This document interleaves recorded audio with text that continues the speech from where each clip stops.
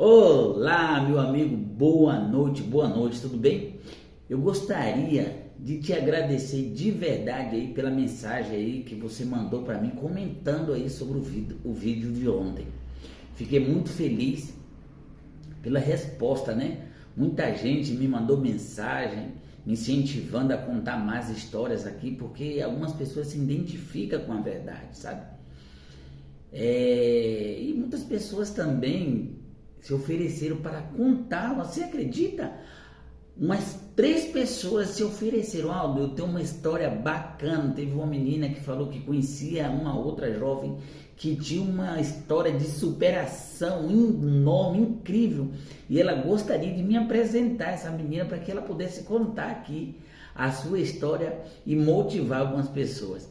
E eu fico muito grato. Se você tiver alguma história aí de superação, alguma história, sabe, que vai tocar emocional das pessoas aí, fazer as pessoas enxergar a vida de uma outra maneira e mudar o seu jeito de pensar, focar numa vida coerente e de retidão, por favor, nos ajude aqui a motivar outras pessoas para que a gente faça a nossa parte, né?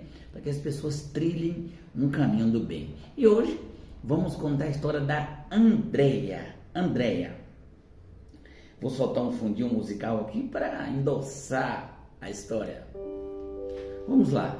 Andréia foi criada num ambiente muito alegre e divertido. Afinal, na sua casa tinha festa todo final de semana, regada a bebida, cigarro, muita gritaria, jogos, mas algo normal para uma família. Afinal, era só diversão.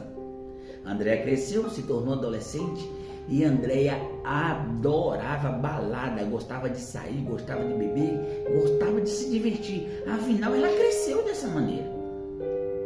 Ela saía muito e em uma dessas suas saídas aí, conheceu um rapaz bom, gente boa, trabalhador, um cara honesto, sabe?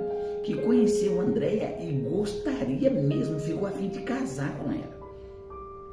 Mas Andréia não gostou muito do rapaz, não gostava muito dele. Ele era muito pacato, muito caseiro, era um cara esforçado, era açougueiro, trabalhava no açougue, um cara gente boa que fazia planos para o futuro, estudar, constituir uma família, ter filhos. Mas Andréia achava tudo muito bonito, mas não gostava muito do seu jeito. Ele era muito parado, não gostava de festa, não gostava de sair, não gostava de balada, não rolou aquela química. Andréia pôs um ponto final nessa relação, afinal a pessoa não se parecia nada com ela. E Andréia começou a sair, se divertir mais as suas amigas, e em outra saída, em uma outra aventura da Andréia, no final de ano, na praia, encontrou o grande amor da sua vida. Um rapaz extrovertido, contava piada, tocava violão, andava de moto, um cara que não tinha medo de se aventurar. E Andréia descobriu que eles moravam aqui em São Paulo, em bairros próximos. Então, aquela relação tinha tudo para dar certo, para ser duradoura e feliz. E Andréia apostou nesse relacionamento, se envolveu completamente com esse rapaz. E depois de alguns meses de namoro, Andréia resolveu se juntar. Já viviam como casados mesmo, então resolveu se juntar, morar juntos. E Andréia foi morar com esse rapaz. E eles saíam, eles acampavam, faziam trilha, andavam de moto. Era aquela emoção envolvida ali naquele relacionamento. E Andréia adorava, porque ela gostava muito dessas aventuras. Mas tinha algo que a incomodava. A maioria dessas festas, dessas saídas, era regada a bebida, muita bebida alcoólica e muita droga. Eles, tanto o seu namorado como seus amigos, faziam muito uso de drogas. Maconha, cocaína, chá e todo tipo de droga eles usavam. Andréia andou experimentando algumas drogas, mas ela não gostava. Perdia a noção das coisas, ficava fora de si e ela não gostava muito de ficar à toa ela sempre foi racional. Gostava muito de se divertir, mas não gostava de ficar à toa, largada de qualquer maneira, não gostava. E o uso constante desses entorpecentes pelo seu namorado a incomodava demais. Mas, como ela o amava, ela resolveu encarar essa situação. E depois de alguns anos, 2, 3 anos, Andréia engravidou e, para sua surpresa, de gêmeos. E o tempo foi passando e a barriga começou a crescer e ela não conseguia mais acompanhar o seu namorado. E ele a deixava só em casa 2, 3 dias e sumia com seus amigos para aventuras e festas e todo tipo de coisa que sabe Deus o que ele fazia. E Andréia ficava muito triste porque achou que ele ia parar, que ele ia diminuir com as suas aventuras e ia apoiá-la na sua gravidez. Se enganou completamente.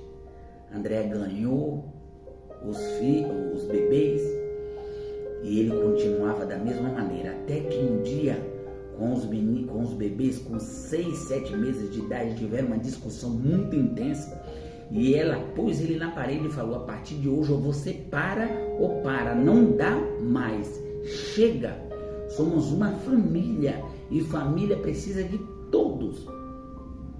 E aquele rapaz pensou, refletiu e aceitou. Falou que não ia sair mais, ele ia ficar em casa, mas não ia parar de se divertir com seus amigos. Então, todo final de semana, a garagem da Andréia, o quarto, a cozinha, o quintal, o banheiro era completamente tomada pelos amigos do seu marido. E ali eles usavam todo tipo de entorpecente na frente de todo mundo e faziam o que bem queria na casa da Andréia. E a Andréia ficava muito triste, afinal ela morava ali com seus filhos, eram crianças, bebês, e eles não respeitavam nem um pouco, porque o seu marido fazia a mesma coisa.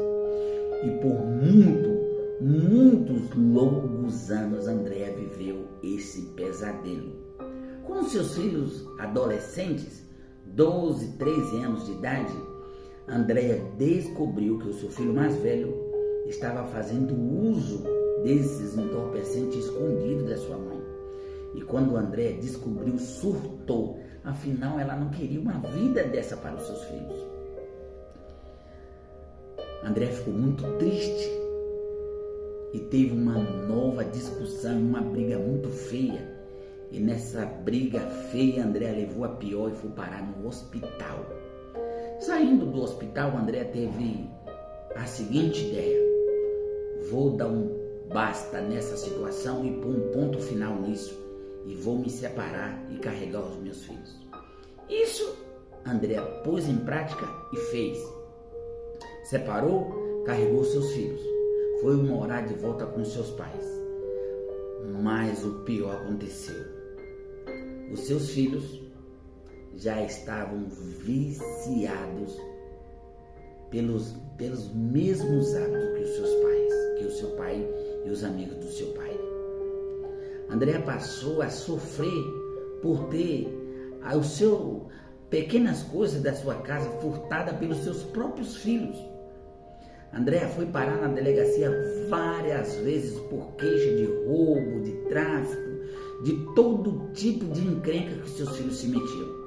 E depois de estar com 15 anos, o seu filho mais velho foi parar na Fundação Casa, a FEBEM, mais conhecida como FEBEM. E Andréia começou a visitar os seus filhos do seu primeiro primogênito, né? Era gêmeo, mas o primeiro filho na FEBEM, e com muita tristeza, ela explicou aos seus filhos que não queria viver indo visitar eles na prisão.